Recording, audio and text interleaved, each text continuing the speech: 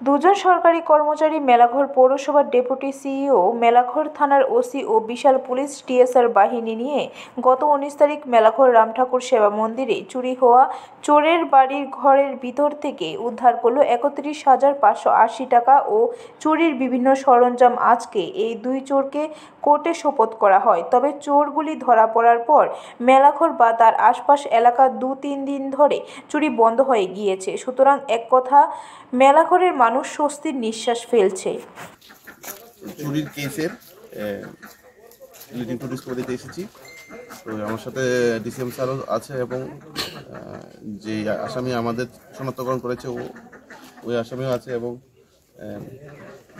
গত ১৯ তারিখ রাত্রেবেলা মেলাঘর রামঠাকুর আশ্রমে একটা দুর্দর্শ চুরি হয়েছিল। ওই চুরি গতকালকে আমরা একটা এফআইআর নিই। এফআইআর নেওয়ার পর ওই সিসিটিভি ফুটেজ থেকে আমরা দুজন মিসক্রিয়ান্টকে চিহ্নিত করি। ওদের জিজ্ঞাসাবাদ চিহ্নিত করার পর ওদেরকে আমরা অ্যারেস্ট করি। অ্যারেস্ট করার পরে ওদের জিজ্ঞাসাবাদে উঠে আসে যে ওই দিন রাত্রে ওরা দুজন ছিলেন। একজনের নাম হচ্ছে রঞ্জিত, আরেকজন হচ্ছে। ব্যুরো রিপোর্ট, খবর ত্রিপুরা।